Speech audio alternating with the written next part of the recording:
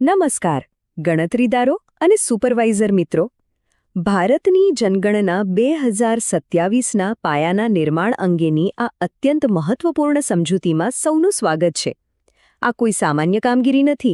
આ આપણા દેશના ભવિષ્યનો નકશો તૈયાર કરવાનું કામ છે. તો ચાલો કોઈ પણ જાતના વિલંબ વિના સીધા જ વિષય પર આવીએ અને સમજીએ કે આ વિશાળ પ્રક્રિયાનો પાયો કેવી રીતે નંખાય છે.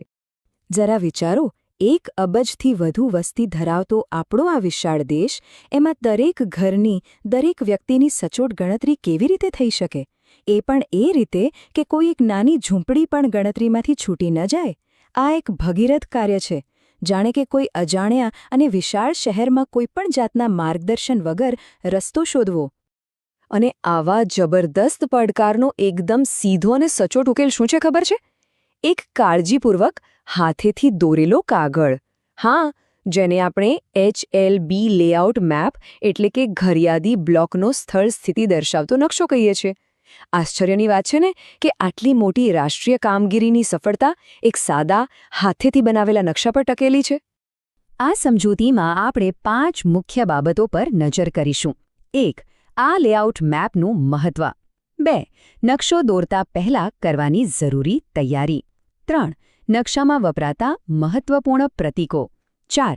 તેને દોરવાના મુખ્ય પગલાં. અને છેલ્લે અંતિમ ચકાસણીની પ્રક્રિયા. તો ચાલો શરૂઆત કરીએ વિભાગ 1થી. આ લેઆઉટ મેપનું ખરેખર મહત્વ શું છે અને આપનું મુખ્ય લક્ષ્ય શું છે? સરળ ભાષામાં કહીએ તો HLB લેઆઉટ મેપ એટલે ફાળવેલા બ્લોક માટે ગણતરીદાર દ્વારા હાથેથી દોરેલો એક નકશો. પણ આ કોઈ સામાન્ય ચિત્ર નથી.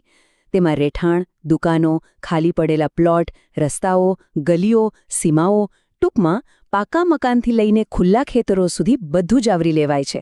આ નકશો ફાળવેલ વિસ્તારની સંપૂર્ણ ભૌતિક સ્થિતિનો અરીસો છે, જે 100% કવરેજ સુનિશ્ચિત કરે છે. અહીં એક સુવર્ણ નિયમ બરાબર મગજમાં બેસાડી લેવાનો છે. આખી કવાયતનો મુખ્ય ઉદ્દેશ એ છે કે કોઈ પણ ભાગ જે ઘર બાકી ન રહે અને કોઈ પણ ઘર બે વાર ન ગણાઈ જાય. બસ આ જ ચોક્કસાઈ રાષ્ટ્રીય ડેટાને સચોટ બનાવશે. એક પણ ભૂલ આંકડાઓનું આખું ચિત્ર બદલી શકે છે.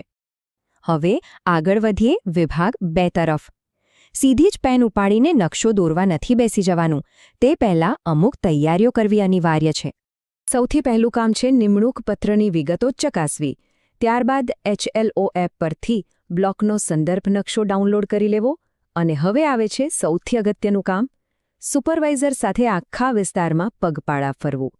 હા, જમીની વાસ્તવિકતા સમજવા માટે વિસ્તારમાં ચાલવું ખૂબ જ જરૂરી છે. નહીં તો ક્યારેક એક